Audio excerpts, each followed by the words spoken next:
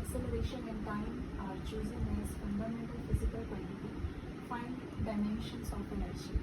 ठीक है, हमने एनर्जी की dimensions in terms of force, acceleration and time find out करेंगे. ठीक है, तो सबसे पहले हम फोर्स की पावर एक्स जूम कर लेंगे, एक्सेलरेशन की पावर हम वाई जूम कर लेंगे और टाइम की पावर हम जेड जूम कर लेंगे. हमने एक्स, वाई और जेड की वैल्यूज़ को निकालना है. ठीक है, अब इसके बाद एनर्जी का डायमेंशनल फॉर्मूला हम सभी जानते हैं, ml2 t - 2 के इक्वल होता है. ठीक है, now the dimensional formula of force is ml t - 2 whole raise to the power x हो जाएगा यहाँ पे. एक्सेलरेशन की डायमेंशंस lt - 2 होती है raise to the power y, और लास्ट है आपके पास टाइम की डायमेंशंस होती हैं, सो लास्ट हो जाएगा t raise to the power z.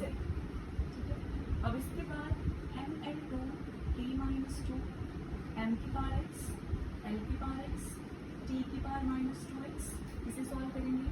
l raise to the power y, t raise to the power -2y and t raise to the power z. ठीक है, now ml2 t - 2 is equals to basis m raise to the power x, यहाँ पे l raise to the power x है, l raise to the power y है. Since the basis are same, powers will get added, so यहाँ पे l x plus y हो जाएगा और last में t raise to the power -2x -2y plus z. क्यों? Because basis same है तो पावर्स आपकी ऐड हो जाएंगी. ठीक है, अब इसके बाद हम सेम टर्म्स की पावर्स को कंपेयर करेंगे.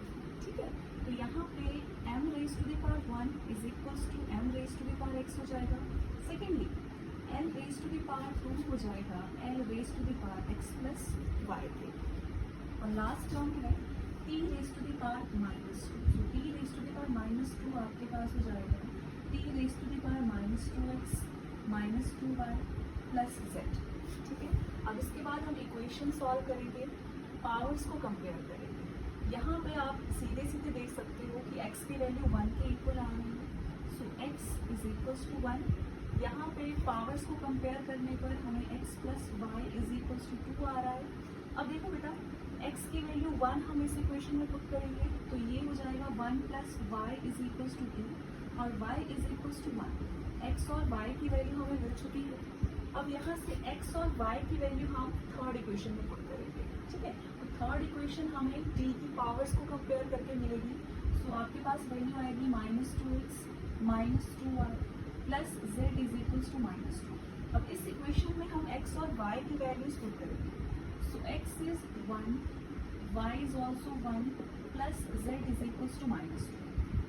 अब यहाँ पे -2 से -2 कैंसिल हो जाएगा और z की वैल्यू आपके पास 2 आ रही है.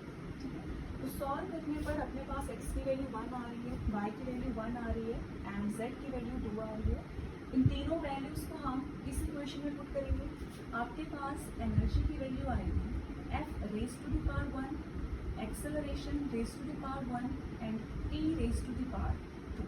और यही रिलेशन है आपका एनर्जी का फोर्स, एक्सेलरेशन और टाइम के साथ. ठीक है, थैंक यू.